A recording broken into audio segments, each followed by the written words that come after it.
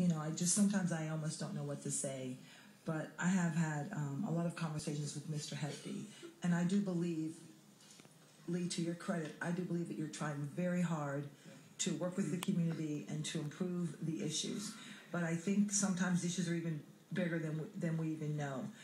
I got a call from a couple of the task force members, and so I'd like to ask the attorney about this, that they asked to revisit Chapter 33, and were told by the attorneys you can't revisit that. I thought that the task force was to revisit everything. So am I incorrect about that, Mr. Duvall? You are incorrect. If you want to revise your resolution that set up the advisory task force to include Chapter 33, you could do that. But the scope of it right now is to address the wetlands issues under Chapter 24.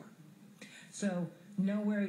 So we can't expand it to just say, take a look at this, Chapter 33. You can't allow them to do that under the current reso? You can do it by a motion. Your motions are equivalent to your resolution, so if you wanted to make that amendment by a motion, you could do that. Yeah, so I think the idea when this commission formed the task force, I think it was unanimous that we just take a look at everything to be fair. We have to have that delicate balance between respecting and caring for the environment and respecting and caring for people. And we have to have that great balance. And I think there is a balance.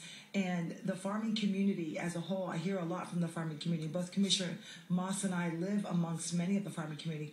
We hear this all the time, that they feel like they're being penalized, or they feel that we're being punitive against the farming community, yet we want to promote farming. And I agree with Commissioner Soto. He said something that's very true.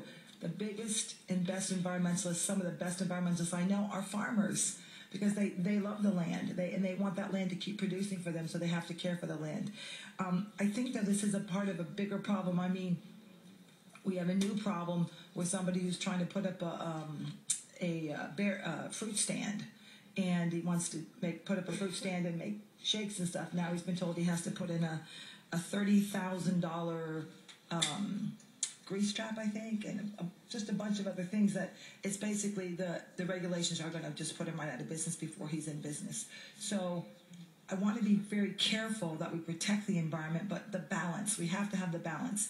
I know that the task force only has a couple of months left before it wraps up. So maybe we can make a motion that they take a look at everything. Can we do that? I'll move that we look at Chapter 33 as well. Second. Is this appropriate to do that now? It is. We're subject to a parliamentary rule because it's not. It wasn't advertised in front of us, right. But it can be done. Okay. What that means is that it can be subject to the 4-day rule, and that's it. Other than that, it can be done. Just to take a look at everything, give them a little more time, maybe too.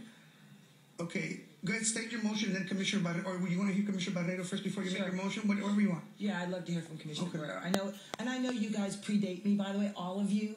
And Mr. Chairman, thank you very much for allowing Alice to speak. I didn't even know this was happening today. It was my fault. And no, it's okay. And Alice, thank you. I'm going to read everything that you've given me today so I can take a good look at it.